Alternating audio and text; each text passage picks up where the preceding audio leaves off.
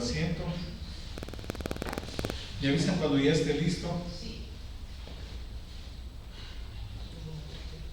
Listo. Ok. Bueno, vamos a continuar con el estudio del libro de Revelaciones, que es un libro muy importante, muy profético para estos tiempos, y como estamos estudiando desde el contexto hebreo, versículo por versículo, para que nosotros tengamos claro el panorama sobre qué es lo que quiere el Todopoderoso para nuestras vidas, para esta nación, y sobre todo sobre el remanente que está levantándose en todas las naciones de la tierra.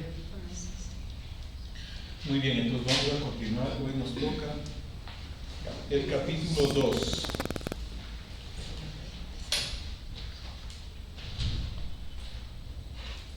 Quiero empezar por el versículo 20 del capítulo 1.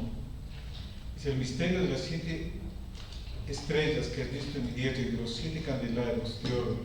Las 7 estrellas son los ángeles de las 7 congregaciones, y los 7 candeleros que has visto son las 7 iglesias. Miren, ahí dice que las 7 estrellas son los ángeles de las 7 iglesias. Bueno, también hay guardianes, pero también, ¿a qué se refieren las estrellas? Vamos a Daniel 12, y ahí también vamos a hacer un repaso rapidito del reino de los cielos y reino de Dios.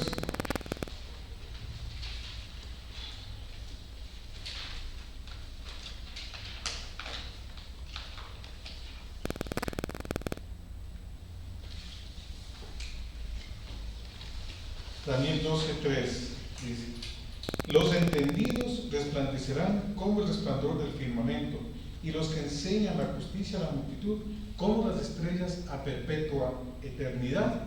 Entonces, ¿quiénes enseñan la justicia? ¿Y qué es justicia? ¿Verdad? La Torá, las enseñanzas del Mesías, del Evangelio del Reino. Entonces, dice, ellos son los que tienen un lugar muy especial dentro del reino del Padre, y son los que van a resplandecer como estrellas a perpetua eternidad, pero son solamente aquellos que enseñan justicia. Imagínense quienes están enseñando injusticia. Lo que dijo Yeshua en Mateo 5, ¿verdad? Si vuestra justicia no fuese mayor que de los fariseos y de los escribas, entonces ahí van a haber consecuencias. Entonces es muy importante que cuando nosotros enseñemos la palabra del Padre, enseñemos lo que está escrito y nada más. La justicia del Todopoderoso se establece para nuestras vidas, y esto es del grupo del reino de los cielos, que tiene que ver con todos los que son enseñadores de la palabra del Padre, ¿verdad? También en el libro de Judas, de Primera de Pedro, habla de los falsos enseñadores. Dice que serán como estrellas errantes sin luz, condenadas a perpetua oscuridad. También habla de que son nubes errantes sin agua. Entonces ahí me da una enseñanza muy clara, ¿no? Va a haber un juicio muy especial para todos aquellos que enseñan la palabra del Padre. Es muy fuerte. Entonces aquí habla él a los ángeles que están enseñando la verdad. Es decir, en muchas de las congregaciones de estas que van a enviarse estas cartas, y recordemos que este sigue el mismo patrón profético de Isaías, de Jeremías, de Ezequiel, de Daniel, de todos los profetas menores, de Oseas, Joel, Amós, etcétera, etcétera. Ellos siguen el mismo proceso, porque recordemos que Isaías también mandaba cartas, Jeremías también mandaba cartas. Entonces, y lo que hacía el apóstol Pablo, y aquí también el apóstol Juan, es una costumbre que había dentro del pueblo hebreo: enviar los comunicados proféticos. Entonces no es nada nuevo, no es nada diferente esto, y no son 7 congregaciones, porque hay muchas más. Vemos Corinto, vemos la Odisea está aquí, Gálatas, etcétera, etcétera, Filipo, etcétera, etcétera, que no están aquí en esta lista, pero existían. Ahora el tema es por qué están aquí ellos. Porque es muy importante esto. Recordemos en esa época cuál era el escenario profético, y ahora cuál es el escenario profético de esa región. Estas congregaciones estaban en toda la parte del Asia Menor, que es el sitio que ahora está en el ojo de la tormenta, ¿verdad? Entonces esto también es para los creyentes que estaban perseguidos, que sufrían persecución, un mensaje de aliento. Y en esta parte estaba gran concentración de las ovejas perdidas de la casa de Israel, de las 10 tribus que fueron llevadas inicialmente a este sector. Entonces, ahora también es la misión que trajo Yeshua, sigue todavía vigente, buscar a las ovejas perdidas de la casa de Israel, en esa región y también hacia acá. Entonces, estaba dirigida, vamos a ver a quiénes. Ahora sí, 2:1. Escribe al ángel Malach de la asamblea de Éfeso: he aquí del que tiene las 7 estrellas en su mano derecha. La mano derecha es muy importante en el pensamiento hebreo, porque la mano derecha, esa significa misericordia. La diestra significa misericordia en el pensamiento hebreo. Entonces, cuando Isaías dice, yo te sostendré con la diestra de mi justicia, es yo te sustentaré con mi misericordia. Recordemos que la misericordia es uno de los atributos mayores del Todopoderoso sobre nosotros, ¿verdad? Es quizá uno de los mayores atributos sobre nosotros. Cuando pecamos, cuando rompemos los mandatos, a veces ya no queda sin otra alternativa que aplicar a su misericordia. Eso hizo Jonás. Él pidió misericordia al Dios de Israel. En Jonás no vemos que en ningún momento dijo, perdóname, fui desobediente. Pero él apeló a la misericordia del Todopoderoso. Entonces la misericordia... ¿Y la misericordia nosotros debemos pedir al Padre o también podemos pedir a Yeshua? Al Padre o a Yeshua. Todo lo que pidáis al Padre en mi nombre, Él os lo dará. Claro, pero es al Padre que tendrá misericordia. También, pero recordemos que dice Yeshua: Padre amado, yo te pido, pero yo lo hago delante de todos para que ellos vean que tú siempre me respondes. Entonces, Son Ejad está a la diestra, es decir, ¿en dónde está sentado Yeshua actualmente? A la diestra. Exactamente, es la misericordia del Padre. Yeshua es la misericordia del Padre. La diestra del Padre es el Mesías, ¿verdad? Por eso dice, yo en Éxodo, que estamos estudiando, yo te liberaré con mi brazo extendido, ¿verdad? Entonces, la diestra del Padre es el Mesías. Recordemos que son uno Ejad. O sea, y Yeshua nunca, cualquier respuesta que vaya a dar, no la va a hacer autónoma del Padre. Por eso es Ejad, siempre sujeto al Padre. Es decir, sí puedo pedir al Mesías, pero mejor seguir el protocolo que nos dijo Yeshua. Todo lo que pidáis al Padre en mi nombre, Él os lo concederá, porque yo tengo un filtro que es aquel que toca el corazón del Padre. He ahí mi Hijo amado en quien tengo complacencia, ¿verdad? Entonces, por eso, muy bien, entonces continuemos. Dice el que tiene las estrellas en su mano derecha y camina entre las 7 candelabros, menorot, lámparas de oro. Entonces, miren, dice que tiene las 7 estrellas. Aquí es muy importante, vimos antes de empezar la enseñanza que las estrellas se refiere proféticamente a los enseñadores, a los que enseñan justicia, ¿verdad? Eso vimos en el versículo 20 del capítulo 1. Entonces, aquí mire, la misericordia del Padre sostiene a aquellos que enseñan la justicia, porque las 7 estrellas las tienen en su mano. Miren qué hermoso ser un enseñador alineado a la voluntad del Padre. El respaldo completo. Claro, sustentado en la mano del Padre. Miren, es hermoso, sustentados plenamente con Yeshua. He aquí, yo estoy con ustedes todos los días hasta el fin. Es muy importante una enseñanza adecuada a la palabra, porque ahí tenemos el sustento de la misericordia del Padre. Moisés, miren, el una que falló, pero ahora con Yeshua nos sustenta. Y es diferente. Todo aquello que no es justificado en la ley de Moisés es justificado en el Mesías. Así lo dice, a ver qué libro. Hechos. Muy bien, Hechos 13:29, ¿no? Hechos 13:29. 29. 31. Muy bien. Entonces vemos un atributo de misericordia del Mesías, ¿verdad?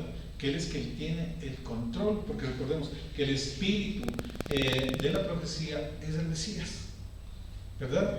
Y en Romanos 3 ahí dice que todo creyente debe tener el espíritu del Padre y el espíritu del Mesías. Muy bien. El versículo 2 dice: yo conozco tus obras y tu arduo trabajo y paciencia, y que no puedes soportar a los malos, y has probado a los que se dicen ser apóstoles y no lo son, y los has hallado mentirosos. Aquí algo muy importante también. Aquí esta palabra eclesia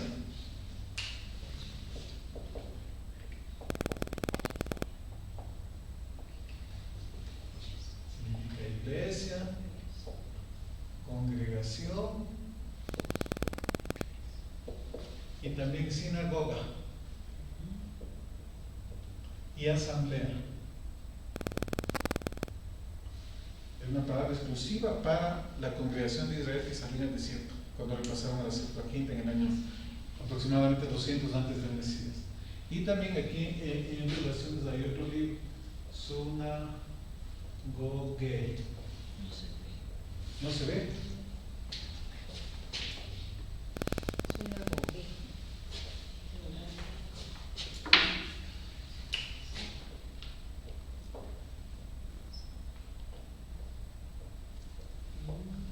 ¿Sí se ve?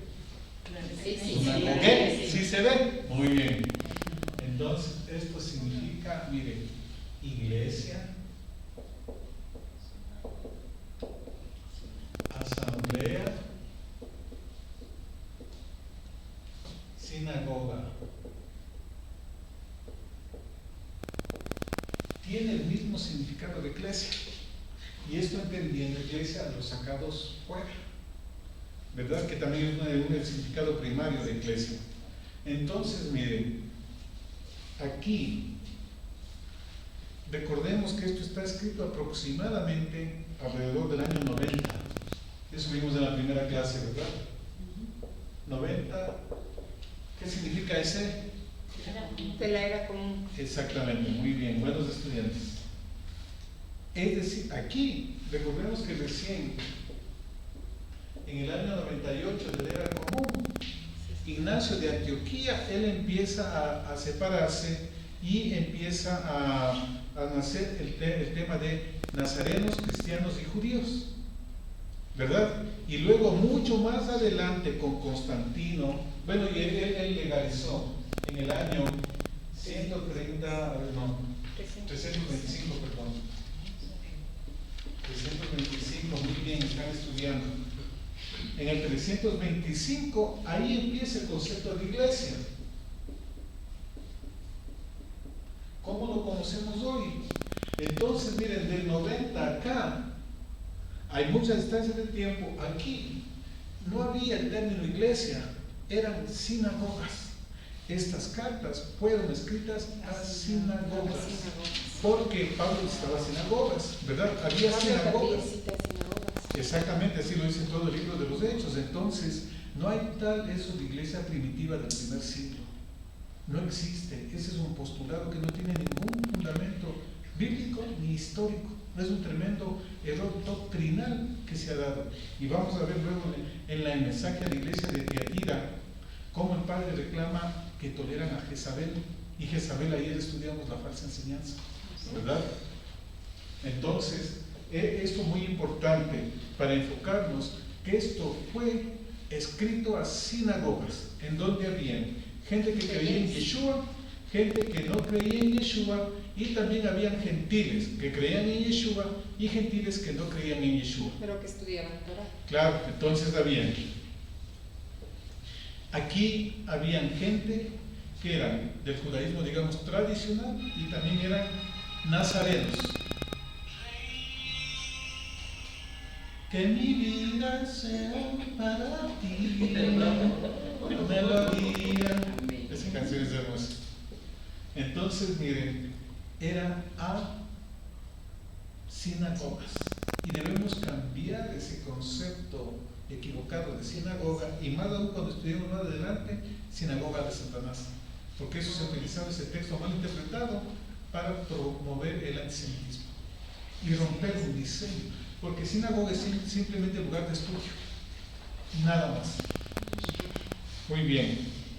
Que en estricto sentido debería ser ahora, que sea lugar, toda congregación debería ser lugar de estudio en vez de predicar y de dar la comida digerida. Eso fue el orden del Mesías, ir y hacer discípulos míos en todas las naciones de la tierra, ¿verdad? Entonces era discipular.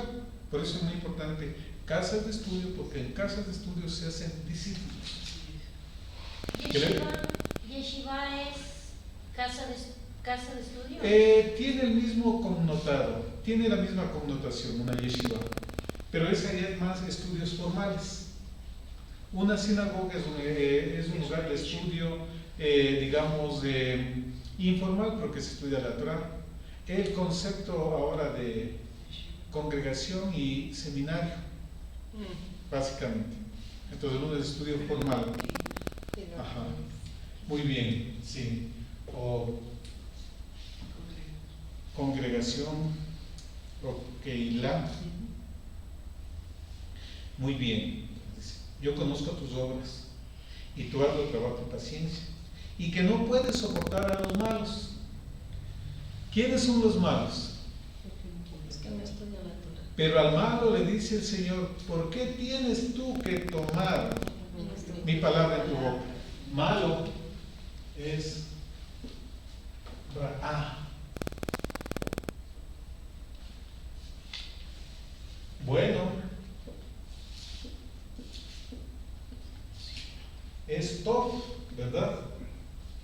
Cuando el Padre en Génesis 1, Él dijo, creó y vio que era bueno, Tov. Entonces, Tov es un concepto hebreo que significa aquello que cumple la función para lo cual fue diseñado, para lo cual fue creado. Entonces, cuando alguien hace lo que debe hacer, es bueno delante del Padre. Entonces aquí, Ra malo está diciendo a gente que no debía hacer lo que tenía que hacer.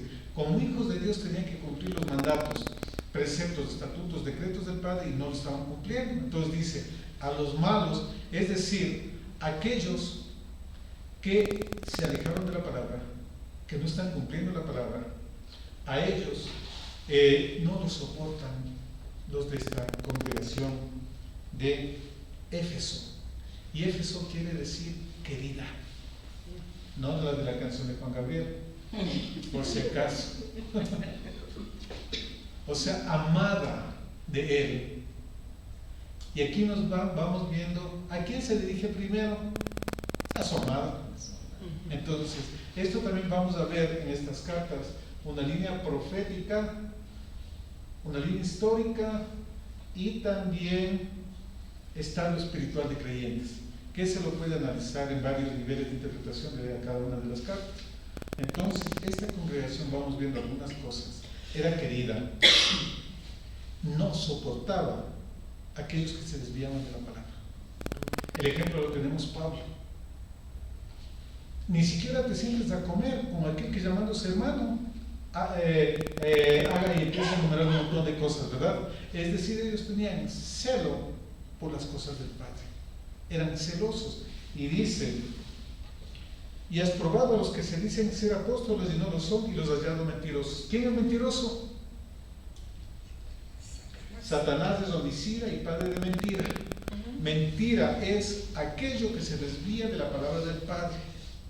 Eso es mentira en la Escritura, ¿verdad? Hay verdad y mentira, hay luz, hay tinieblas, hay vida, hay muerte, hay bendición, hay maldición. Entonces, aquí dice, ellos eran celosos, tenían buenas obras, pero por ahí se asomaron unos que decían ser apóstoles y no eran, y ellos los hallaron mentirosos. ¿Por qué? Porque ellos conocían la palabra, por eso ellos podían determinar quién era bueno, quién era malo. Recordemos que aquí ya aparecieron también, ya estaban los apóstoles de Yeshua, algunos ya habían fallecido, pero también empezaron a surgir otros, ¿verdad? Porque tenían sus discípulos, Timoteo, Silas, etcétera, etcétera. que cumplían misiones, pero también se advirtió que iban a surgir también falsos emisarios. Entonces, ¿qué es lo que hace un apóstol? Y aquí también vamos a ver algo del rol del apóstol. No es aquel que levanta congregaciones como generalmente se ha enseñado, ¿no? Que lleva un mensaje. Pone los fundamentos. Envía. Exactamente. Bien, hermana Vitamar, pone fundamento, ¿verdad? Es aquel que establece fundamento. La misión es Yeshua, el sumo sacerdote y apóstol de nuestra emuná, como dice en Hebreos 3, él vino a poner fundamentos, edificados sobre el fundamento de los apóstoles y los profetas. Entonces, había gente que quería poner otro fundamento diferente y ellos decían, no. Si tú estás diciendo algo que no lo encuentra en la palabra, tú eres mentiroso. Por eso les probaba a aquellos que querían poner un fundamento diferente y eran hallados mentirosos. ¿Pero por qué? Porque ellos, primeramente,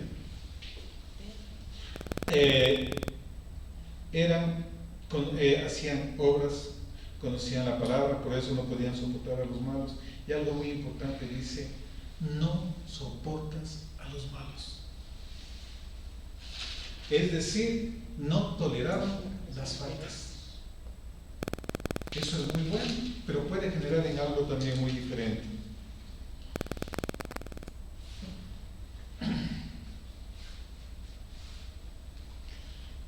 El versículo 3, y has sufrido, y has tenido paciencia, y has trabajado arduamente por amor de mi nombre, y no has desmayado.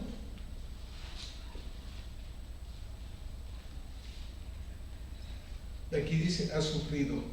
Recordemos que todos los mártires de esta época, esta carta a Éfeso representa a aquellos creyentes que por causa del testimonio son perseguidos, son motivos de burla. También representa a los creyentes del primer siglo, que ellos sufrieron persecuciones, ¿verdad? Desde el año 60 aproximadamente, con Nerón, de ahí para adelante empezaron las persecuciones, pero no eran cristianos, porque en esta época no había cristianos, eran anazarenos, porque ellos les hacían la vida a cuadritos dentro de la sinagoga y también les hacían la vida a cuadritos del paganismo romano, porque ellos no practicaban el culto imperial. Entonces empezaron a surgir muertes. ¿Cuáles fueron? Les pregunto, Esteban y luego Jacob, que fueron asesinados, ¿ellos eran cristianos o no?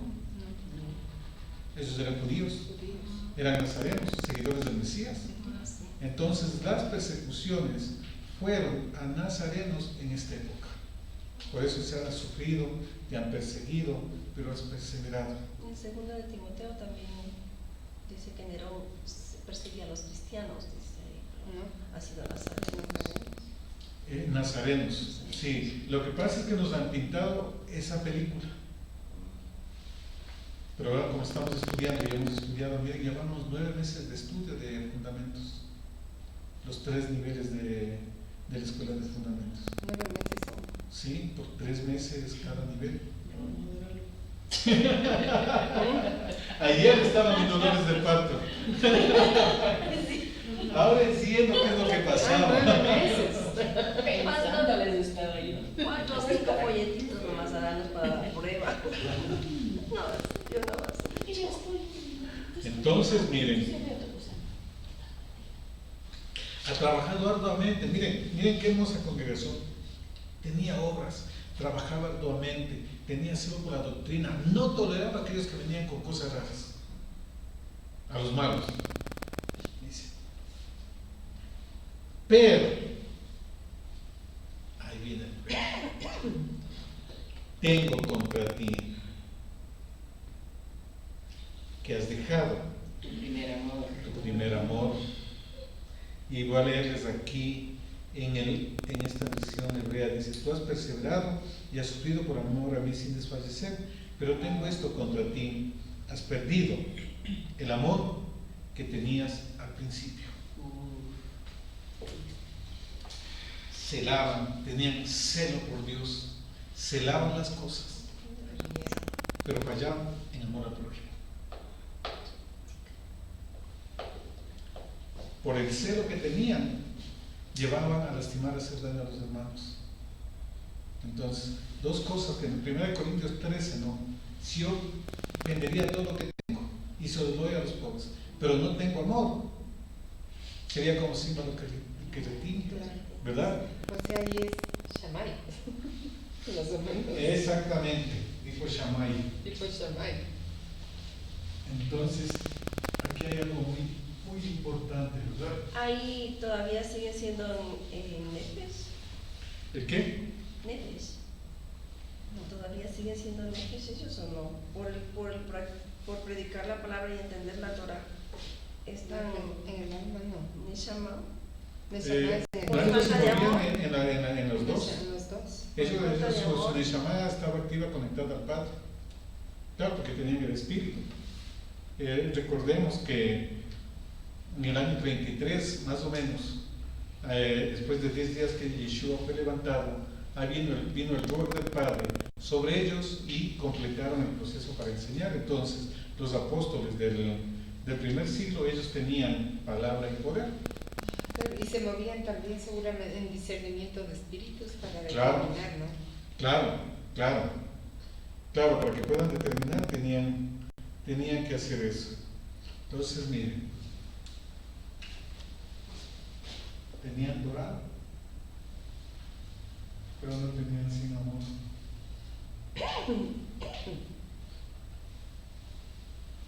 Eso es legalismo, porque no tiene misericordia.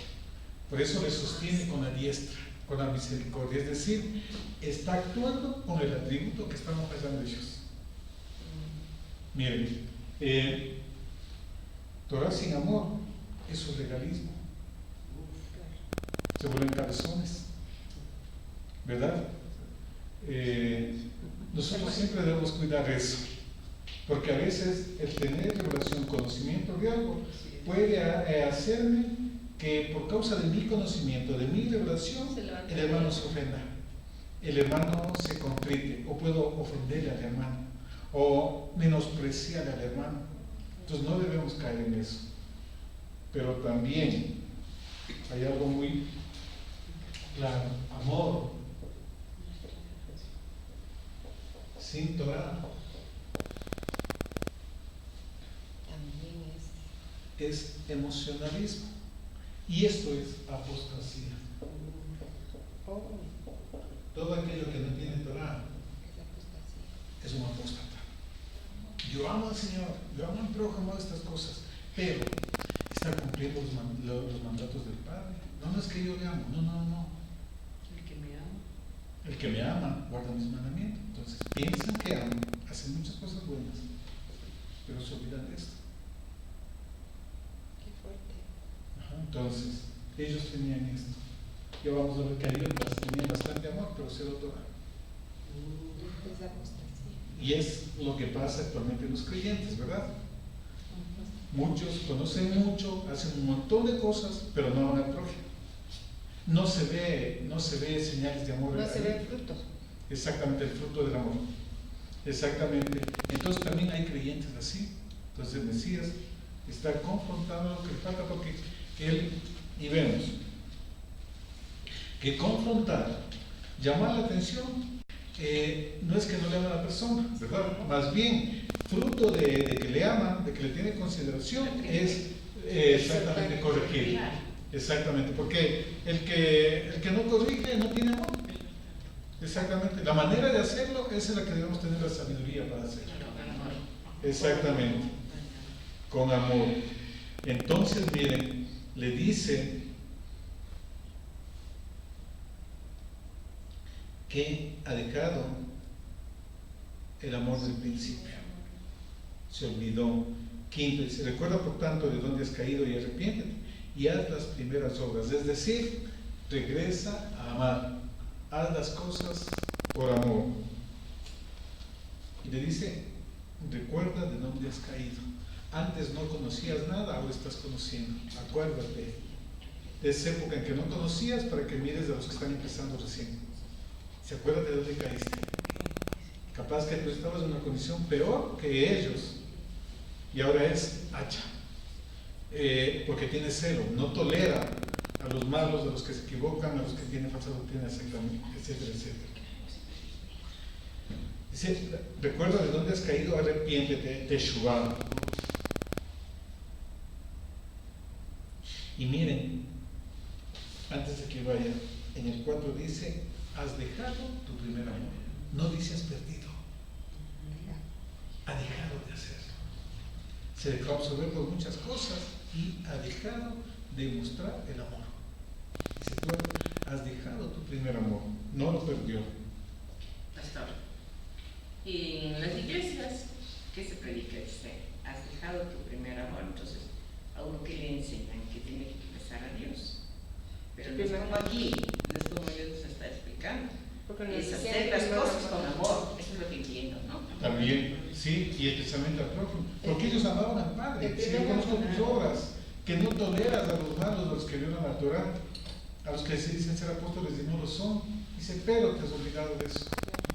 Es que lo que nos enseñaban es que, claro, cuando uno acaba de conocer al Padre, tiene esa emoción, no es emoción porque todavía no estamos alineados en el espíritu. Entonces ese deseo de estar con Él, de eso, y nos enseñaban que se perdió eso, pero No se ha perdido. Eso, el amor usted siempre va a tener hacia el Padre. Y el amor no es cuestión de que usted sienta, sino de que lo viva, guardando los mandamientos. ¿Verdad? Claro. Entonces, esto es con ¿por qué? Porque cuando usted viene, usted recibe mucho amor del prójimo.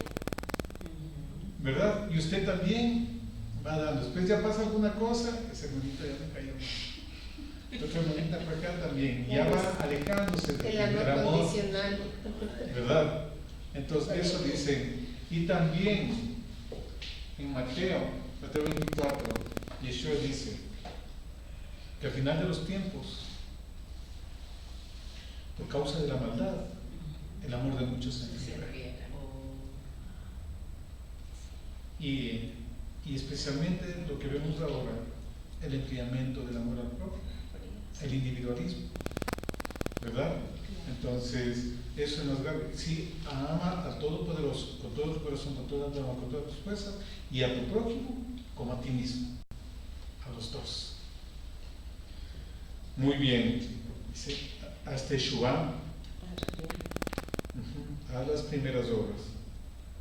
Pues si no, vendré pronto a ti y quitaré tu candelero de su lugar, si no te hubieres arrepentido. El candelero, diseño, pacto, la unción del Espíritu, la luz, la vida. Miren, la falta de amor es motivo de juicio, y eso estudiamos en Mateo 25.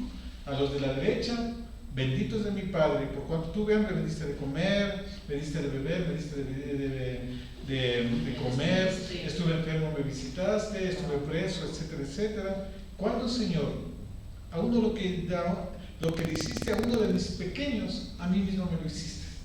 Entonces el mejor ejemplo de demostrar el amor hacia el Todopoderoso es al prójimo, ¿verdad? Y a los que no lo hicieron, les dijo, apartados de mí, malditos.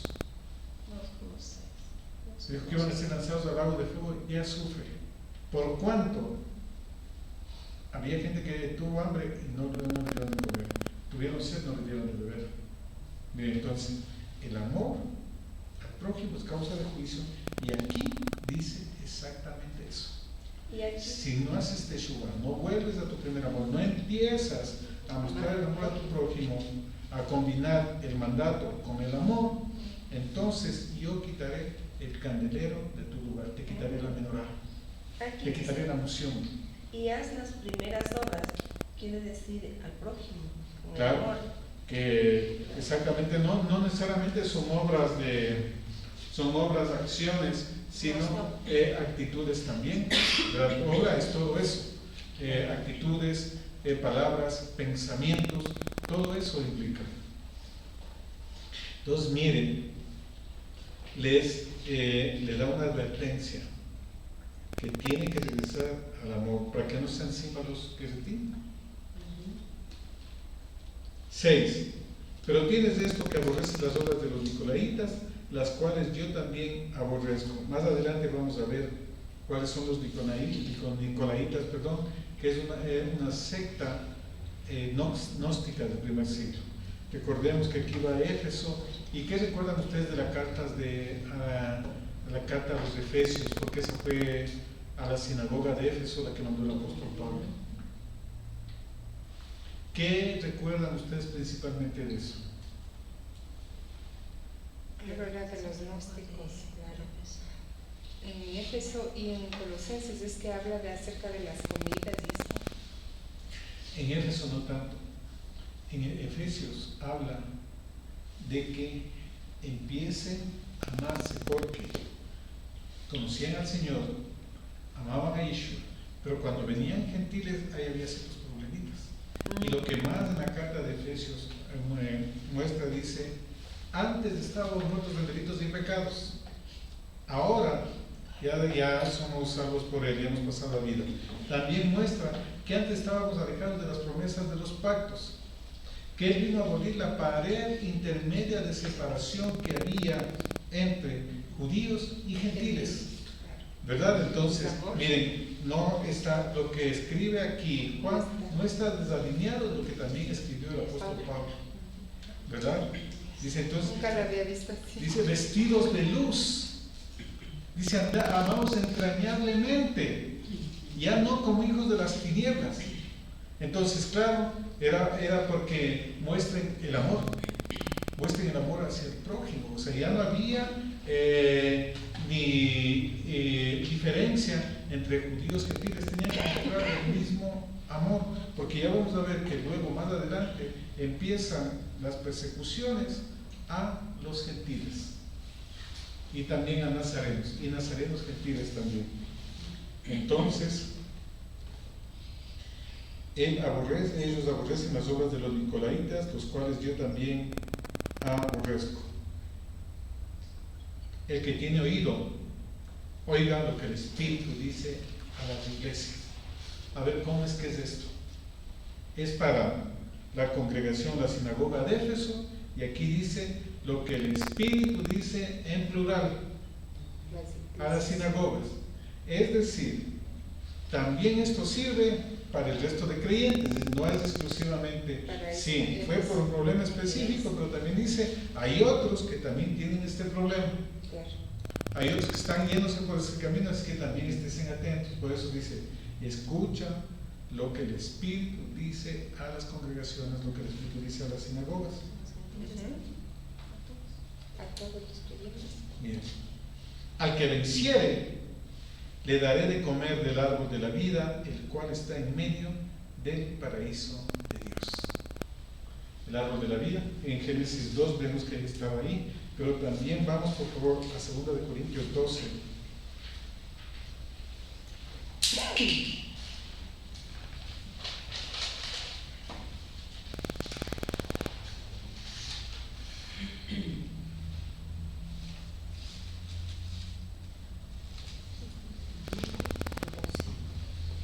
Del versículo 3. Y conozco a tal hombre si en el cuerpo o fuera del cuerpo, no lo sé, Dios lo sabe, que fue arrebatado al paraíso, donde dio palabras inefables que no les dado al hombre expresar. Al que murió junto a Yeshua también le dijo, de cierto te digo, que hoy estarás conmigo en el paraíso. Entonces miren, y aquí vamos a entender algo muy importante, el tema del paraíso. El paraíso no fue quitado de la tierra, ¿verdad? Estaba en un sitio específico y esa dimensión espiritual todavía sigue existiendo, porque Pablo dice que fue levantado al paraíso. Él dice que fue llevado al tercer cielo y al paraíso. Es decir, la estructura de los cielos no es así: 1, 2, 3, 4, 5, 6, 7, 8, 9, 10. Es una estructura muy diferente. Como eso es espiritual, no tiene espacio, no está circunscrito a un área geográfica, según entiende nuestra mente, sino que son manifestaciones espirituales, que en el espíritu usted puede moverse, ver o irse hacia allá. Son dimensionales. Por eso Pablo dice, no sé si en el cuerpo o no, dice, pero fue llevado al paraíso. Pues miren, eso es muy importante. Y vamos al libro de Revelaciones, mismo, adentrarnos un poquito al capítulo 22. Aquí dice respecto a la Nueva Jerusalén, desde el versículo 1 voy a leer. Después me mostró un río limpio de agua viva, resplandeciente como cristal, que salía del trono de Dios y del Cordero. Y en medio de la calle de la ciudad, y a uno y otro lado del río, estaba el árbol de la vida, que produce 12 frutos, dando cada mes su fruto, y las hojas del árbol eran para sanidad de las naciones. Ahí estaba también el árbol de la vida. Es decir, yo les pregunto, la Nueva Jerusalén, ¿eso no es el paraíso? Sí es. Ujú, Sí es, Sí es. porque está el árbol de la vida. claro. Y el árbol de la vida estaba en medio, y es más, en el huerto del Edén. ¿Verdad? Ahora, cuando cuando el apóstol Pablo dice en Romanos 12, que no hemos entrado al monte de Sión, donde había humo, fuego, centellas, etcétera, etcétera, sino que hemos entrado al monte de Sión, a la Jerusalén celestial. ¿En dónde estamos posicionados nosotros? Miren, nosotros estamos posicionados en un lugar muy hermoso y a veces ni lo sabemos. El monte de Sion. La Jerusalén. Dice que hemos entrado a la Nueva Jerusalén, al monte de Sión, El monte de Sion, la Jerusalén. en el paraíso. Porque con Yeshua, la espada que jugando el paraíso, ya no nos mata. Claro, porque Ya estaba, somos restaurados y tenemos claro, porque acceso. estaba cubierto con espadas. Luego va a haber algo que se va a unir lo espiritual acá en la tierra cuando descienda la Nueva Jerusalén, pero nosotros también dice la Escritura que estamos sentados juntamente con Yeshua en lugares celestiales. Porque mi espíritu estaba muerto, ya pasó a vida y ya se conectó con lo espiritual del Padre. Entonces yo ya tengo acceso a comer del árbol de la vida. La Torah, la palabra del Es el Padre, árbol de la vida. nosotros estamos comiendo una parte de eso, de ese maná, porque el árbol de la vida en definitiva es Yeshua. El que coma de mi carne nunca más tendrá hambre. Vuestros padres comieron maná en el desierto y murieron. Y ahora habla del que el que coma de él nunca más tendrá hambre, y el que beba de él nunca más tendrá sed. Es el árbol de la vida. ¿Verdad? O sea, es- En Juan, en Juan 7, en Juan 7 él dice, el que cree en mí, de su interior, correrán ríos de lo agua. mismo que sale de aquí, de la Nueva Jerusalén. Hasta ahora. Lo mismo que había en el Edén, era un solo río y se repartía en 4 brazos. Miren, el símbolo profético de lo que empieza a salir de nosotros, agua de vida. Amén. ¿Verdad? Por eso estamos, y es una dimensión espiritual diferente, y por eso también en Efesios dice que nuestra lucha no es contra sangre de carne, porque ya estamos en una posición espiritual diferente. Lo que pasa es que no nos damos cuenta. No es que no nos damos cuenta, sino que la interpretación y la enseñanza que hemos tenido es Claro. tan primaria, que no nos permite. O sea, hoy nos Claro. estamos con esto, estamos dándonos cuenta. Entonces no es porque faltaba la guía de un maestro que nos dé Torah. Tenemos autoridad espiritual. Amén. Esto es solamente reflejo de hacia atrás, de Génesis, de Éxodo, que va viniendo hacia nosotros. Son nosotros, por eso podemos expulsar demonios, orar por enfermos y se sanan, ¿verdad? Entonces, mucha autoridad espiritual sobre las cosas, porque ya estamos posicionados en una dimensión espiritual. Yeshua también dijo, ningún profeta puede morir fuera de Jerusalén. ¿Cómo? Ningún profeta puede morir fuera de Jerusalén. Eso dijo, ¿verdad? De él. ¿Sí recuerdan el texto? Y no murieron. Ya. Búsquenlo. Pero la mayoría de los profetas murieron fuera de Jerusalén, de la Jerusalén física. Pero ninguno murió fuera de la Jerusalén celestial porque tenían el árbol de la vida, escuchaban al Padre y andaban en obediencia. Entonces, mi obediencia me hace que yo ande en la dimensión espiritual que el Padre quiere que yo ande y que establece sobre mi vida.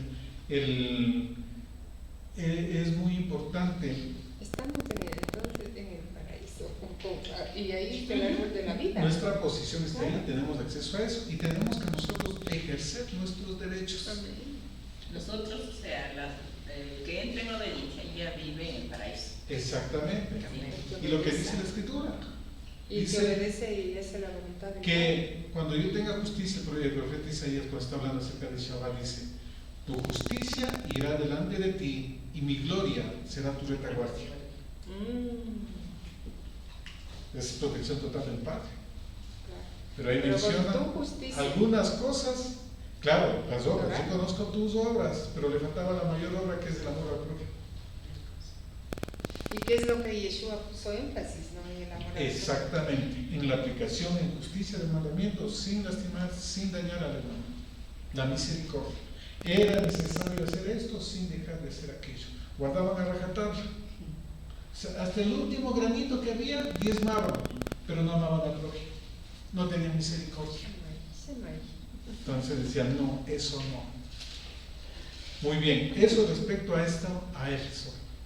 Era querida esa sinagoga, ese tipo de creyentes.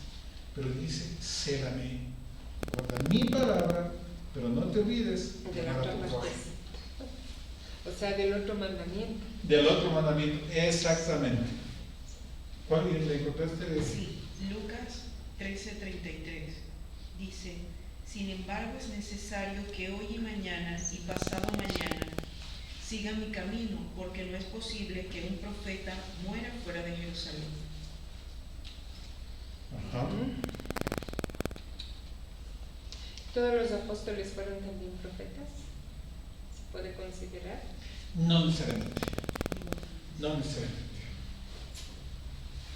Por ejemplo, aquí Juan, profeta. Son profetas.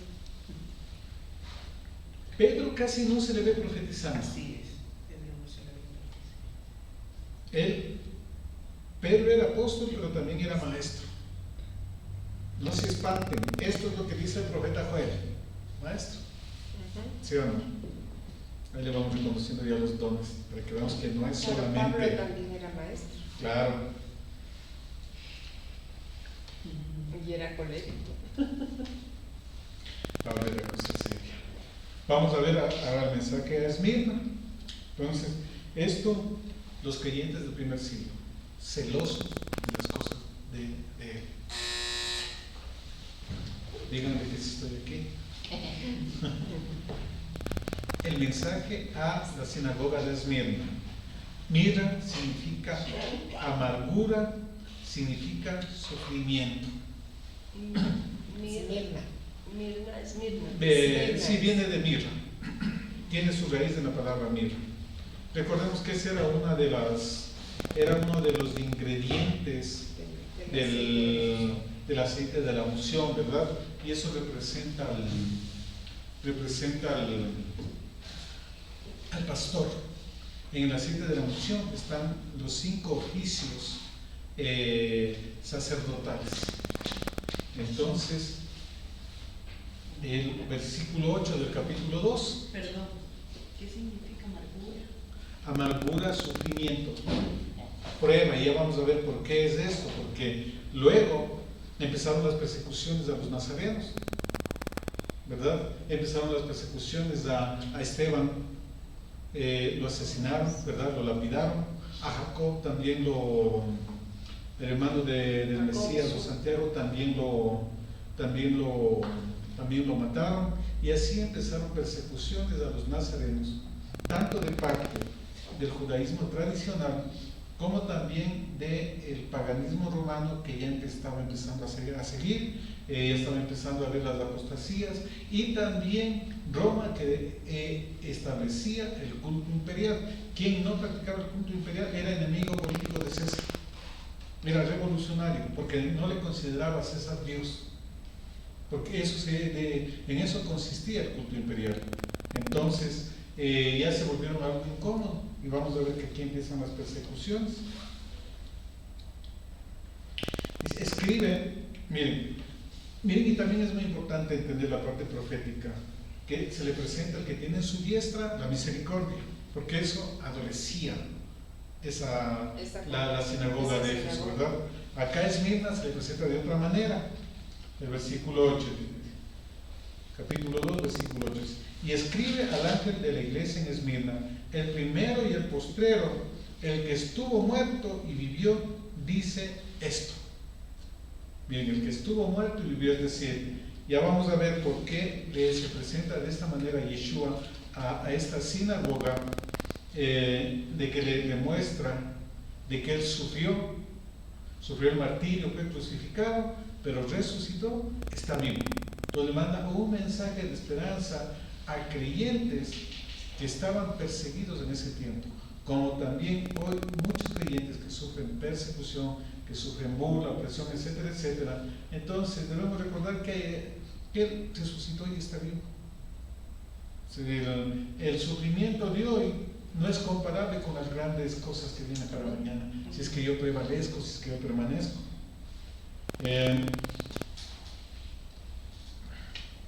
Entonces, ahí el versículo 9 dice, yo conozco tus obras y tu tribulación, miren ahí está, por eso el nombre de Esmirna, de amargura, de sufrimiento. Dice, tu tribulación y tu pobreza, pero tú eres rico. Y la blasfemia de los que se dicen ser judíos y no lo son, sino sinagoga de Satanás. Y aquí utilizan esto para decir, todas las sinagogas son de Satanás. Y antisemitismo, odio, persecución a nuestros hermanos judíos, al pueblo, a la tribu de nuestro amado Yeshua, ¿verdad? Por una mala interpretación de esta, porque no conocen el contexto. Poniendo esto porque también se le puede manejar en la parte histórica. Esmirna, en la parte histórica, es a los creyentes comprendidos a finales del primer siglo e inicios del segundo siglo, en ese lapso de tiempo. Entonces ahí empezó Domiciano a perseguir, a asesinar a todos los nazarenos, no cristianos, porque todavía no había iglesia, no había cristianos todavía, ¿verdad? Entonces dice, la blasfemia de los que se dicen ser judíos y no lo son. Entonces yo tengo que ver qué significa ser un judío, ¿verdad? El apóstol Pablo dice que no todo nacido en la carne es judío, sino aquel que cumple la Torá del Padre. Ese es un verdadero judío, ese es un verdadero israelita. Entonces no es que quien nació en la carne era realmente un verdadero judío, tenía que dar evidencia de que es un verdadero judío. Vamos por favor a Romanos 2. O sea que en esa época tenía que ser circuncidado. No necesariamente, porque el apóstol Pablo dice, porque si tú que eres circuncidado y quebrantas la Torá, la circuncisión viene a ser incircuncisión. Pero digo, por la época no era requisito. Claro, tenía que circuncidarse, era requisito. Pero ahora un verdadero judío. Claro, hoy no. Claro. En esa época. Romanos 2.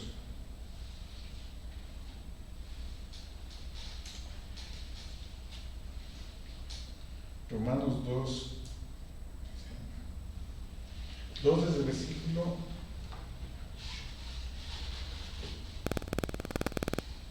Desde el 23 voy a leerles.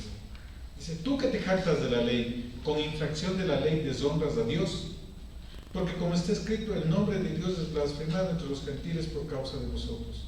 Pues en verdad la circuncisión aprovecha si guardas la Torá, pero si eres transgresor de la Torá, tu circuncisión viene a ser incircuncisión. Si pues el incircunciso guardarle las ordenanzas de la Torá, no será tenida su incircuncisión como circuncisión, es decir, lo que verdaderamente circuncida es el cumplimiento de la palabra. Porque Colosenses dice que tenemos la circuncisión en Mashiach y esa circuncisión mató al cuerpo de pecado. Por tanto, ya no soy esclavo del pecado, sino que ahora tengo novedad de vida. Tengo nueva vida y ya puedo andar cumpliendo los mandamientos. Y el que físicamente es incircunciso, pero guarda perfectamente la Torá, te condenará a ti, que con la letra de la Torá y con la circuncisión eres transgresor de la ley. Pues no es judío el que lo es exteriormente, ni es la circuncisión la que se hace exteriormente en la carne, sino es judío el que lo es en lo interior, y la circuncisión es la del corazón, en espíritu, no en la letra, la alabanza del cual no proviene de los hombres sino de Dios. Entonces, recordemos que hay dos cosas. Toda ley, toda norma tiene dos partes. Tiene la letra y tiene el espíritu. ¿Verdad?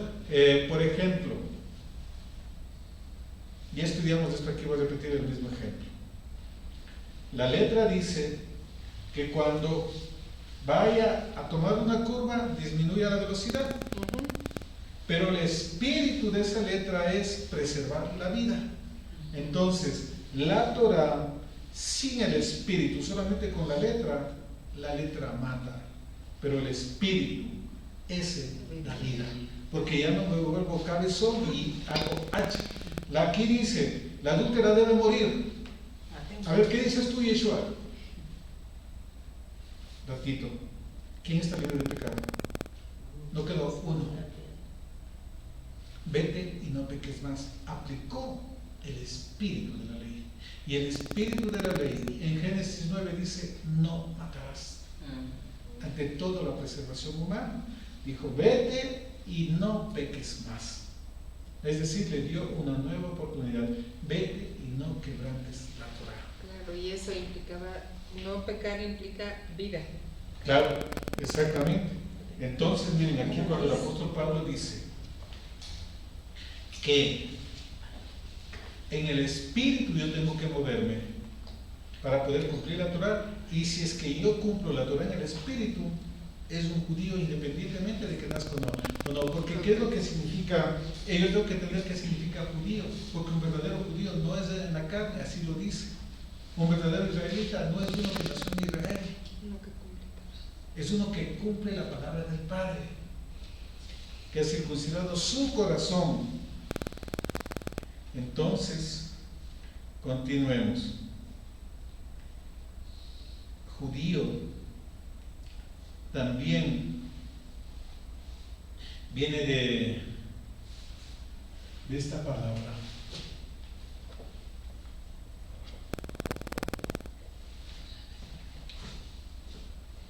Esa palabra es de hebreo y significa anunciador, el que anuncia. Leo. Este es H.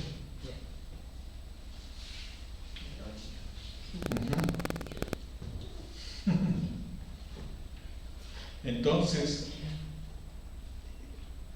ser judío es un principio espiritual, lo mismo que ser hebreo, ¿verdad? Es aquel que cruza. Nosotros hemos sido trasladados de la potestad de las tinieblas al reino del amado Hijo de nuestro Abba.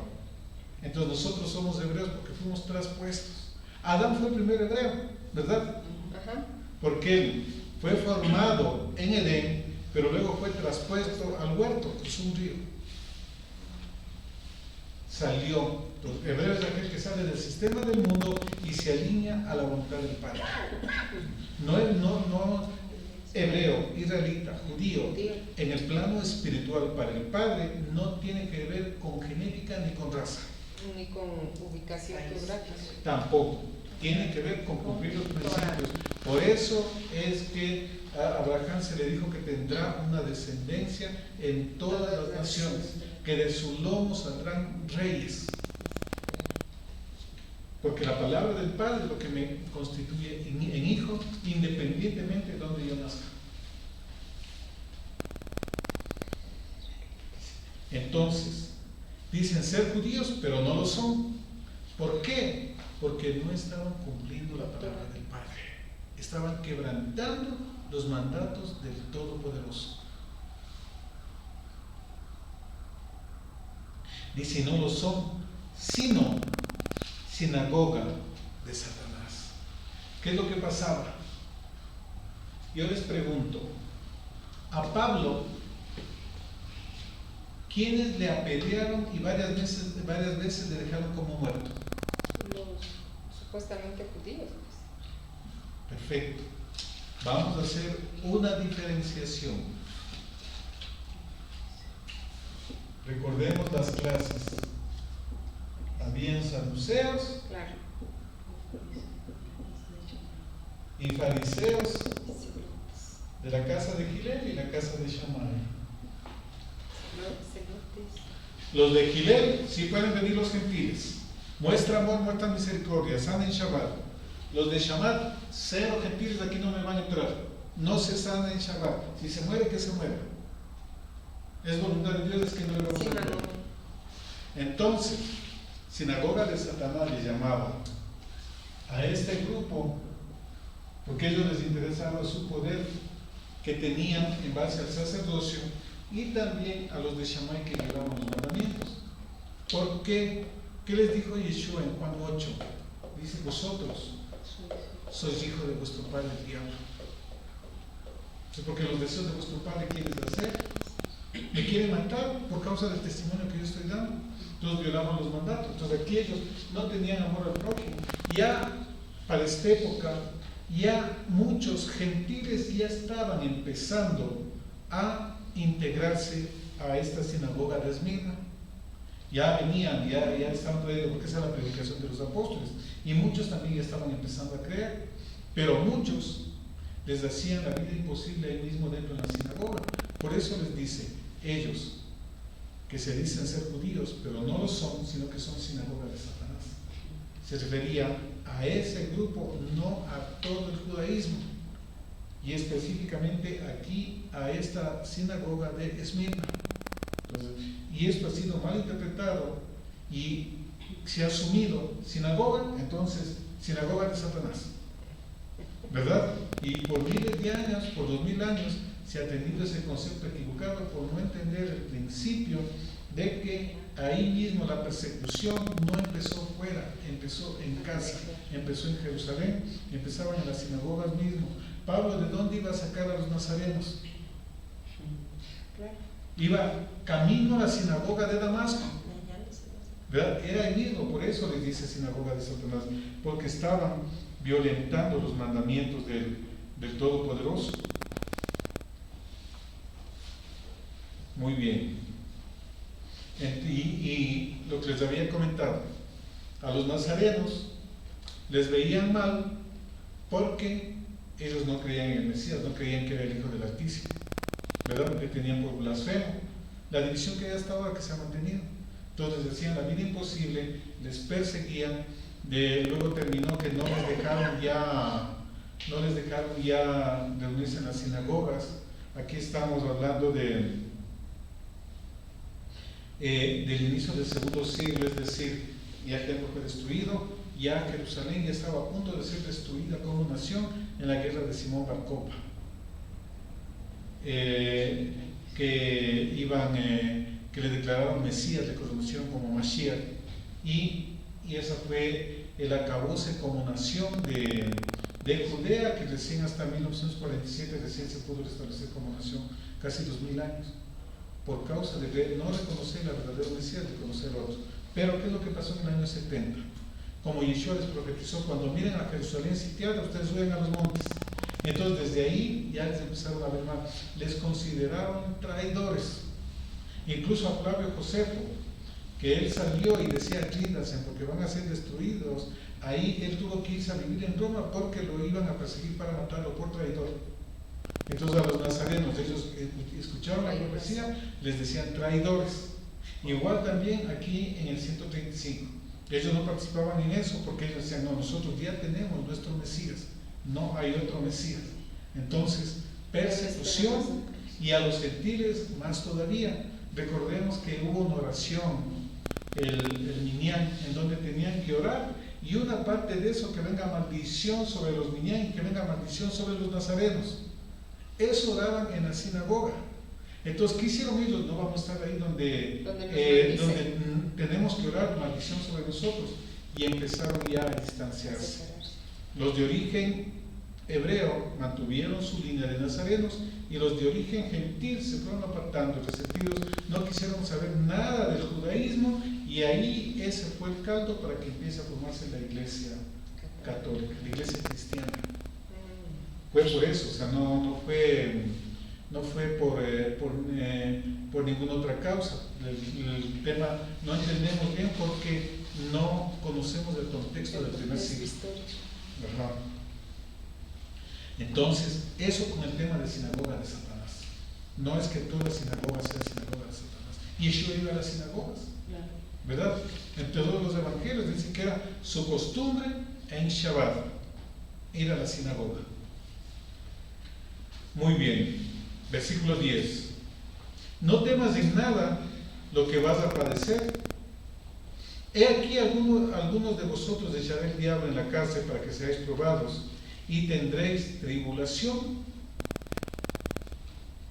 Y tendréis tribulación por 10 días. Sed fiel hasta la muerte y yo te daré la corona de vida.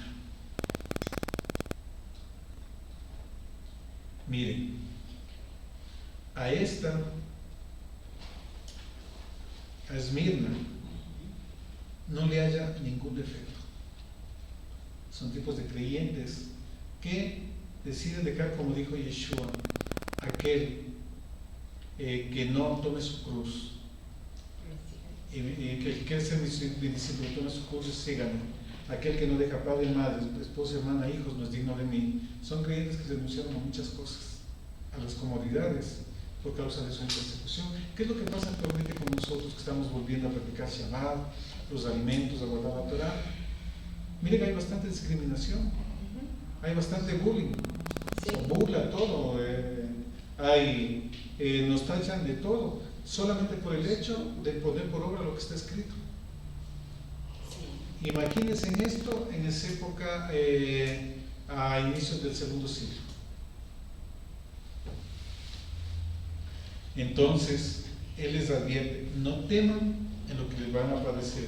El diablo le echará a uno de vosotros por 10 días. 10 días también podemos ver que en esta época empieza, y fueron 10 los emperadores que más persiguieron a los creyentes, comenzando desde Nerón hasta Adriano. 10 emperadores, las 10 persecuciones más fuertes que hubo sobre Judá. 10 días de eso por un lado. También 10 me está marcando un periodo de tiempo definido, es decir, no va a ser para siempre, va a haber un breve tiempo. Y vamos a ver Daniel 1:12, alguien léalo por favor. Recordemos que 10 significa también totalidad, 10 significa también obediencia, ser probados en la obediencia. Recordemos que nosotros no vamos a ser arrebatados. Muchos, los que queden vivos, los creyentes, van a pasar la gran tribulación, ¿verdad? Así lo dice la Escritura. Daniel 1:12. Te ruego que hagas la prueba con tus siervos por 10 días y nos den legumbres a comer y agua a beber. Muy bien, 10 días vamos a ver que tiene un significado profético. ¿Qué es lo que estaba pasando ahí Daniel en los 10 días? ¿Qué es lo que estaba él haciendo? Él estaba renunciando a comer Los manjares a los manjares del rey, ¿Por qué? para cumplir la ley de justicia. Que él ya conocía. Exactamente, él estaba cumpliendo Levítico 11, porque sabía que le iban a dar alimentos inmundos y por eso pidió solamente legumbres y agua, porque le iban a meter de todo. Él estaba previniéndose de que no le dé el coronavirus para que por comer cualquier cosa. por comer Murciélago. Entonces, 10 días tiene ese significado. ¿Por qué Daniel escogió 10 días? Génesis 31:41. Y otro, búscalo, Job 19:3. Dice, les echará alguno de vosotros de la cárcel para que seáis probados y tendréis tribulación. ¿Qué dice la Escritura? Deuteronomio, los profetas también. Dice, yo te llevé al desierto para ver qué había en tu corazón, si habrías o no de guardar mis mandamientos. ¿Verdad? Entonces, esto es lo que está diciendo. 10 días tiene el contexto hacia atrás. Génesis 31:41. Como todas las cosas que están, recordemos que En la clase anterior vimos que en cada versículo de la Biblia, de Apocalipsis, hay 2 referencias al Antiguo Testamento. O sea, tiene un porcentaje de más del 80% está basado en el Antiguo Testamento, el libro de Revelaciones. Alguien le habla. Génesis 31, 41. Así he estado 20 años en tu casa, 14 años te serví por tus 2 hijas, y 6 años por tu ganado, y has cambiado mi salario 10 veces. Bien, 10 tiene que ver con tiempos de prueba, tiene que ver con obediencia, por eso los 10 mandatos principales, ¿no? Y por eso aquí le van a poner en prueba para obedecer los mandatos por 10 días, porque ahí está clarito, dice, para que seáis probados. La Escritura también dice que nosotros somos probados como la plata, como plata refinada, como el oro, ¿verdad? En el horno de fuego calentado 7 veces. Sacado Ajá. luz. Entonces es formación. Entonces, ¿por qué me está pasando esto? Para saber si había de obedecer o no mis mandamientos. Entonces iban a ser probados, tenían muchas cosas buenas, pero iban a ser probados. Job 19:3. Y me han injuriado 10 veces y no se avergüenzan de atacar. Ajá, entonces miren, esos textos le pongo para que miremos que eso dentro del pensamiento hebreo, dentro del pensamiento bíblico, 10 tiene que ver con formación, 10 tiene que ver con obediencia. Entonces aquí estaban 10 días para ser probados. Entonces puede ser, recordemos que hay días de 24 horas y días también de años. Claro, y se está hablando de 10 días, o sea, son de 10 Es un imperios. periodo. Por ejemplo, dicen 10 imperios. mandamientos, no es que son 10 mandamientos, no es así, sino que eso también representa totalidad. Muy bien. Dice, sé fiel hasta la muerte y yo te daré la corona de vida. Miren qué demanda, que pide ser fiel hasta la muerte. Y esto ya lo cumplió gente en el antiguo pacto. Los amigos de Daniel, el Dios que servimos, el Dios de Abraham, Isaac y Jacob, Él nos va a proteger. Y si no, es que Él no quiso. Y no tuvieron temor y fueron al horno de fuego. Miren, probados en horno. Daniel al pozo de los leones, no le hicieron nada a los leones, pero ellos menospreciaron su vida hasta la muerte y les dio la corona de vida. Teman al que mata el alma y el cuerpo, y no solamente aquel que puede matar el cuerpo. Sé fiel hasta la muerte y yo te daré la corona de vida. En la persecución, en la aflicción, en el dolor, es que se muestra la fidelidad. Porque cuando estoy bien, gracias a Dios, disfruto de la bendición, y ya. Cuando la cosa empieza a ponerse a cuadritos, ahí es que vamos a ver si vamos a ver qué sale de mi corazón. Dios no existe, Dios es malo, Dios no me escucha. ¿Por qué a mí? ¿Por qué los impíos y yo no? ¿Qué hay en tu corazón? Ay, sí, las quejas. ¿Verdad? 11. El que tiene oído oiga lo que el Espíritu dice a las congregaciones, a las sinagogas. El que venciere no sufrirá el daño de la segunda muerte. ¿Cuál es la segunda muerte? Daniel 12. Es espiritual, dice al fuego, claro, el espíritu, el alma y la sangre. Primera muerte es, se lo va a llevar el cuerpo.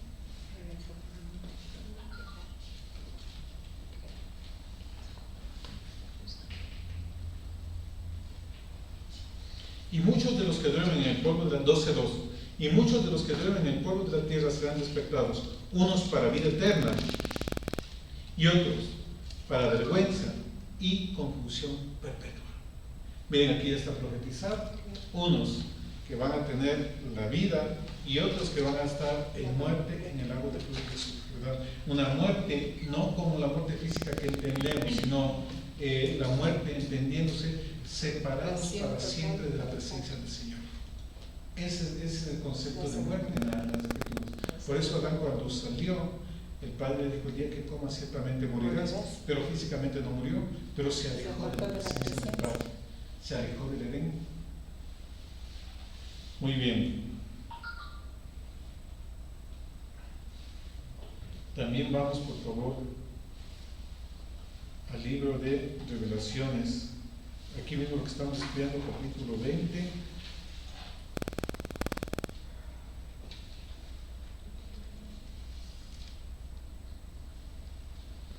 El versículo 6. Bienaventurado y santo el que tiene parte en la primera resurrección. La segunda muerte no tiene potestad sobre estos, sino que serán sacerdotes del Altísimo y de Yeshua, y reinarán con él 1000 años. El 14 dice, luego que son lanzados todos. Y la muerte, el 14 y 15. Y la muerte y el Hades fueron lanzados al lago de fuego. Esta es la muerte segunda. Y el que no se halló inscrito en el libro de la vida fue lanzado al lago de fuego. Es decir, quien no esté inscrito en el libro de la vida, ese va a sufrir la segunda muerte. Los hombres morimos solamente una vez hasta que se establezca el juicio. Y luego, vida o la muerte segunda. No hay más. Entonces aquí Él está dando, si hay que vencer, es decir, si tú perseveras, si tú no quiebras el mandato, independientemente de la opresión que te ejerce el sistema, tú estás guardando tu nombre en el libro de la vida. Sobre ti no va a tener potestad la segunda muerte. Hay que permanecer. Claro, y siempre va a haber etapas, ¿verdad? Siempre va a haber etapas. Sí, es justamente una resistencia. Muy bien, vamos al versículo 12 a ver a la iglesia de Pérgamo. Pérgamo significa mezcla, matrimonio mixto. Ya vamos a ver por qué. Aquí en esta época, en la parte histórica del siglo IV en adelante, empiezan todas las mezclas. La teología del reemplazo, de que ya las promesas del Antiguo Testamento son para la iglesia y las maldiciones para Israel. Que Israel ya ha sido desechado y que la iglesia es del Israel espiritual. Empieza también todos los concilios que hubo desde el año 325 con Constantino y en adelante, que cambio de las fechas de las celebraciones, cambio del día de Shabbat al día domingo, la doctrina de la Trinidad, etcétera, etcétera. Entonces ya empezó a salir cualquier cantidad de doctrinas. Nosotros hemos estudiado, ¿verdad?, todos los padres de la iglesia, todos ellos cómo empezaron a poner doctrinas que iban en contra de los mandatos. Ellos, es terrible como decían que no se junten con los judíos porque sus sinagogas son cuevas de demonios, que sus oraciones son como rebuznos de burros. O sea, y así está, incluso vimos en algunos textos hasta con malas palabras, ¿verdad? Y está escrito en la historia registrada. Entonces empezó a salir un montón de teorías totalmente equivocadas, tanto de nazarenos como también de gente que ya se fue, empezó a torcerse. Por esto este es matrimonio mixto. Se dejaron contaminar del mundo, porque en definitiva, ¿qué es lo que pasó? Constantino les dijo: muy bien, yo no les voy a perseguir, les voy a devolverles todos sus bienes, pero me adoran acá. Entonces le cogió el día del sol Invictus que él adoraba, lo puso para adoración. A la estatua de Júpiter le puso San Pedro. Entonces hubo una mezcla. Al culto a la reina del cielo, a Diana de los Efesios, a Afrodita, ya le puso de la Virgen María, ¿verdad? Entonces ya empezaron el mundo pagano a influenciar en los creyentes, pero en aquellos que se alejaron de su raíz, no en todos, porque no todos renunciaron. Miren, hay un video de una sinagoga, no recuerdo el nombre, pero encontraron en Galilea y ahí en el piso las descripciones con el nombre de Yeshua.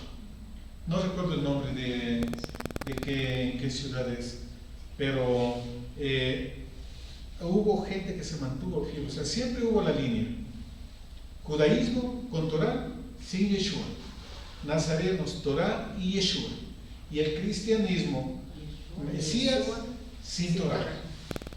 El equilibrio es Torah y Yeshua. Lo que nosotros estamos procurando vivir y enseñando, porque eso es el equilibrio. Eso es lo que tuvieron la iglesia Éfeso querida. Tenía la palabra. Iglesia o congregación. Muy bien, entonces esto es la mezcla, y esto también es vigente ahora, la mezcla que hay en los creyentes. Hay demasiada información en internet y puede contaminarse escuchando de todo lado. Un lado dice acá, otro lado dice acá, y al final no sabe dónde está, ¿verdad? Entonces hay que tener cuidado de eso. Y el yugo desigual, no. ¿Qué es lo que debemos de procurar nosotros? Sin desconectarse al 100% de los otros, pero ¿qué saco yo participando de reuniones, de celebraciones, de enseñanzas, de congresos que sabemos que van en contra de la Torah? Nosotros más bien debemos de enseñar a ellos y no estar recibiendo. Eso es Pérgamo, mezcla. Entonces, la Escritura dice que el que la emuná viene por el oír, y por el oír la Torah. Entonces, si no escucha Torah, ¿qué emuná tiene usted? Porque no es solamente creer, no, yo creo y eso es fe, mentira. Claro, y lo que nos han enseñado es escuchar la palabra del Nuevo Testamento, que de alguna manera no está completo. No está completo, porque el pacto renovado es cumplimiento de lo que está escrito en el Tanakh, lo que está en la ley de Moisés, en los profetas y en los escritos. Ahí está toda la sabiduría, toda la riqueza, todo el plan de Dios, toda la parte profética para la redención está en el Tanakh. Y si es que yo desecho eso, me pierdo lo más importante, me pierdo las bases. Y ese ha sido el problema, que no hemos sido edificados sobre el fundamento de los apóstoles y profetas. Claro, porque ahí se le encuentra a Yeshua, pues si no nos encontramos con el verdadero. Ajá. Hemos sido edificados en un fundamento diferente y por eso ha habido los problemas que hay. Entonces, cuidado con ese yugo, cuidado con unirse, mezclar las cosas. Pérgamo está en yugo desigual. Exactamente, el yugo desigual. Porque vimos ayer lo que Yo conozco, dice, y escribe el ángel de la iglesia de Pérgamo, el que tiene la espada aguda de 2 filos, dice, la espada aguda es Torah, ¿verdad? Ahí no vamos a ver textos, de eso ya sabemos. Y algo muy, muy importante, que Oreb también es el Sinaí, ¿verdad? Significa espada. ¿Por qué espada? Porque también ahí se les dio la Torah. Espada también es querer en hebreo, y es la misma raíz de Oreb.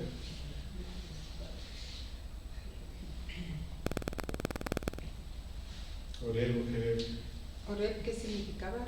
Espada también, los dos significan espada, tienen la misma raíz. ¿Por qué? Porque ahí también se les dio la espada, ¿verdad? Se les dio mandamientos, se les dio las tablas del testimonio. La peña de Oreb, por eso fue el agua. Ah, sí. Es del Sinaí, es del monte Sinaí, Oreb también. En la escritura hay textos que ratifican eso. Entonces dice, el que tiene la doble espada de 2 filos, dice esto, Hebreos 4:12. Yo conozco tus obras y sé dónde moras, donde está el trono de Satanás, pero retienes mi nombre. ¿Qué significa en el contexto bíblico el nombre? La enseñanza, la instrucción. No es solamente el nombre, es enseñanza e instrucción. En el contexto bíblico es eso, es representatividad legal. En mi nombre harán esto, pídale en mi nombre. No es solamente usar el nombre, sino estar capacitado para usar ese nombre, ¿verdad? Porque no cualquiera puede pedir así. Tener autoridad. ¿Y cómo así tú estás haciendo esto? Tú no puedes tomar esto. Yo no te he dado eso. Si no cumplen En tu su nombre compromiso. profetizamos. No les conozco. Quebrantadores de Torah. Muy bien, entonces retienen mi instrucción. No has negado mi fe, ni aun en los días en que Antipas, mi testigo fiel, fue muerto entre vosotros, donde mora Satanás. Aquí hay un tema, trono de Satanás, que también ha sido para tergiversar. Pero miren cómo es la contradicción. Abajo dice sinagoga de Satanás, y está escribiendo supuestamente a la iglesia de Esmirna. Y aquí dice a la iglesia de Pérgamo, pero le dice que ahí está el trono de Satanás. ¿Por qué no dicen también ahí que es sinagoga de Satanás? Hay contradicciones, ¿verdad? Recordemos que la palabra iglesia también se puede traducir como sinagoga, como asamblea, como congregación. Ahora, ¿qué significa que haya el trono de Satanás? En esa ciudad, en Pérgamo, estaba el mayor templo de Zeus, de alrededor de 35 metros de alto. Miren, es una barbaridad de la altura de ese templo. Y era el centro, digamos, iniciático, en donde emperadores, reyes de todo el sector, de todos los países de ahí, iban a hacer los cultos iniciáticos para empezar gobierno. Era un centro de ocultismo. Más o menos como cuando aquí se van donde los chamanes. Masonería. Algo así. Pero eso era de todo, de Grecia, de Roma, de Persia, de Mesopotamia, de todo lado iban ahí. Y había sacrificios humanos. Para investirse un rey, habían sacrificios humanos. ¿Qué también había ahí?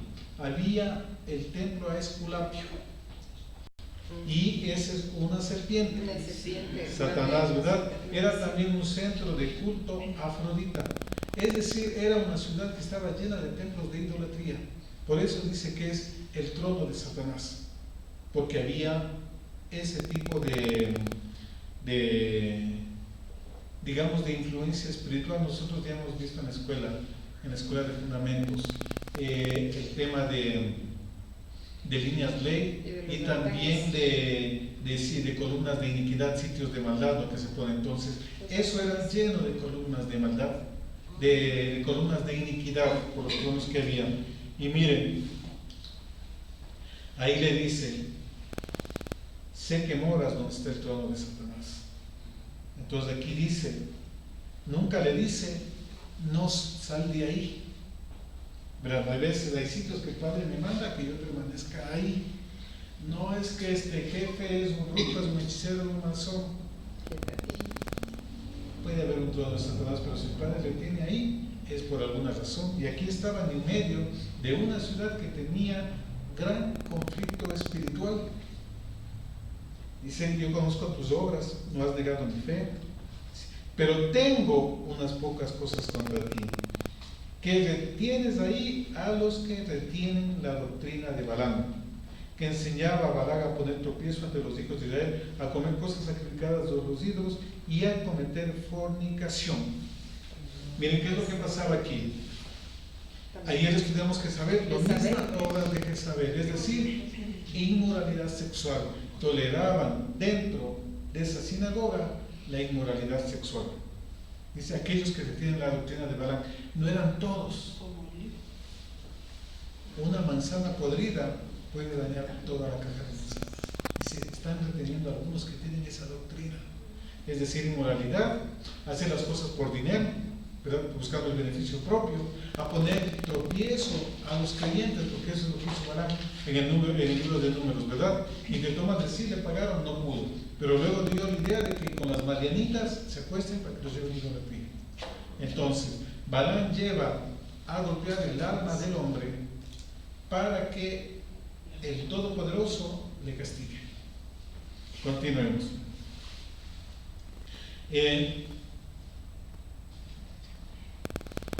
A comer cosas sacrificadas a los ídolos, de cometer fornicación, idolatría.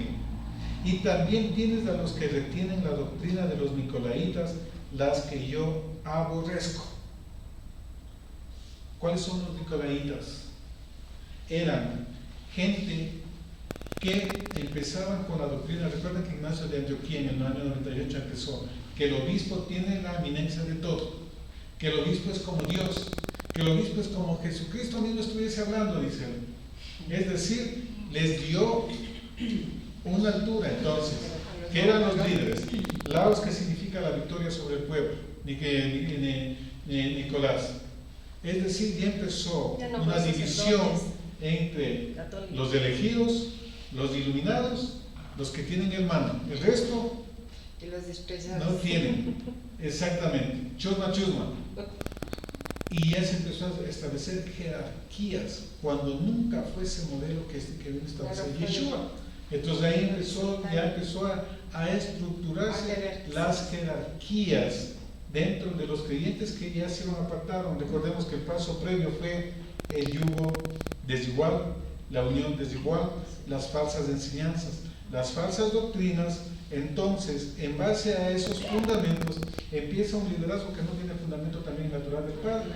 Entonces ya empieza a darse forma la figura del Papa, que él es infalible, nadie le puede decir nada, y empieza toda esa estructura que lamentablemente también ha heredado el protestantismo y muchas religiones, ¿verdad? Las pirámides, que es algo babilónico. El diseño del Padre es: ¿quién quiere servir? Abajo. En la Nueva Jerusalén, los cimientos son los nombres de los 12 apóstoles. No están en el penthouse, están abajo, ¿verdad? Entonces, toleraban eso, o sea, inmoralidad. Y también estos que empezaban ya a meter problemas. Yo soy el ungido, yo soy el líder, a mí háganme caso, ¿por qué le están haciendo caso allá? Entonces, a someter, a ejercer dominio sobre el hombre. Entonces, dice: yo aborrezco esas cosas, y tú estás soportando eso. Falsas doctrinas, inmoralidad, y también que se enseñoreen del rebaño. En definitiva es eso, la doctrina de los nicolaitas. Y también era una doctrina gnóstica. 16. Por tanto, arrepiéntete, pues si no vendré a ti pronto y pelearé contra ellos con la espada de mi boca. Miren, al golpear con la espada de la boca, es decir, la Torah. Y en Tesalonicenses dice que destruirá al impío con la espada de su boca. En Revelaciones también se presenta así. Más adelante vamos a ver. Dice, también pide Teshuvah. A los otros también le pidió Teshuvah, ¿verdad? A la congregación de Éfeso. Dejen de hacer lo malo y empiecen a hacer lo bueno. Dice: el que tiene oído, oiga lo que el Espíritu dice a las sinagogas. Al que venciere, le daré a comer de maná escondido. ¿Por qué dice maná escondido? El profeta Jeremías dice que la menorá y el maná y la vara, eso no se llevaron, eso fue escondido. Está en un sitio guardado ese maná. Este maná que se refiere es ese que no fue capturado por el enemigo y que está justo debajo del sitio donde Yeshua fue derramada su sangre. Y eso se va a ver. Cuando él pone el pie sobre el monte de los olivos, se va a ver ahí. Por eso el pone y se parte el pie sobre el monte de los olivos. Hay unos estudiosos que dicen, por ejemplo, cuando Nabucodonosor se describen en la descripción del templo, describen que tenía unas medidas. Pero cuando el recuento que hacen lo que se llevó Nabucodonosor son de medidas más pequeñas. Dice que había un sistema neumático con pesas de arena que cuando había peligro, toda la parte del lugar santísimo se desplazaba y se cerraba y quedaba guardado. Entonces lo que se llevaron fue una réplica. Nunca más volvieron a saber. Y eso lo dice el profeta Jeremías. ¿Y dónde está eso? Ya les doy. Y también está en los libros de los reyes. Ahí se puede ver las medidas cómo fue construido el templo y también cómo Nabucodonosor dice las columnas de tal medida, de tal medida, de tal medida. Al comparar eso se ve. Ajá. Y también el profeta Jeremías habla de que aparecerá eso. Entonces cuando dice el maná escondido, es de ese maná que estuvo en el arca. ¿Por qué va a estar escondido? Como el recordatorio de que Exactamente, de la obra del Todopoderoso. Otro dice, y le daré una piedrecita blanca. ¿Qué significa la piedrecita blanca? En los eventos que había ahí, recordemos que había Pérgamo, era un sitio que tenía mucha afluencia por temas religiosos porque había cualquier cantidad de templos. El mayor centro de adoración a Esculapio, el mayor centro de adoración a Zeus, más que incluso en la misma Roma, había ahí, eran como los tickets, los boletos de hoy. Entonces, a los que querían entrar tenían que presentar la piedrita. Era como una entrada, entonces decir, yo les estoy facultando para que ustedes vengan acá. Les está hablando en un lenguaje que ellos conocían. Y dice aquí muy importante, dice, y ahí está escrito un nombre nuevo. Y eso hay bastantes textos para eso, va a mencionarles, nomás no voy a leerles. Dice, le daré un nombre nuevo, el cual ninguno conoce sino aquel que lo recibe. Miren, hay una tendencia, no quiero criticar, sino por si acaso alguna vez nosotros vemos, en algunos grupos de raíces hebreas tienden a cambiarse el nombre, se pone nombre hebreo, porque ahí dice que le dará un nuevo nombre, y eso era también tradición en el primer siglo, que cuando un gentil se convertía tomaba un nombre hebreo. Entonces, pero eso no es mandato del Padre. Dice que el Padre da el nombre, ¿verdad? Y le da a cada uno, no escoge usted el nombre, porque ahora muchos escogen el nombre, pero el tema es que usted, ya sabemos qué implica el nombre, usted tiene que saber con qué nombre le conoce a usted nuestro Padre Celestial. Yo no sé cuántos de ustedes saben el nombre por el cual es conocido por el Padre. Pidan esa piedrita blanca. Entonces miren aquí, eso pueden escribir del nombre nuevo en Éxodo 16, del 14 al 15, Isaías 62, 2, Isaías 66, 5. Miren, esta etapa histórica corresponde al inicio del catolicismo romano, hasta el año más o menos 1600 que empieza la reforma. Todo ese periodo de oscuridad, porque la época más oscura de persecución incesante fue la Edad Media, ¿verdad? La época más oscura de la humanidad, que se pusieron cualquier cantidad de doctrinas. Entonces, aquí empieza este periodo, pero también es para nosotros no dejarnos contaminar con doctrinas. Miren, esta profecía es profético para lo que se viene, advertencia para ese grupo en ese momento, una parte histórica de los creyentes y también estado espiritual de los creyentes. Entonces, lo primero, antes de manifestarse como el rey, ¿qué es lo que hace Yeshua?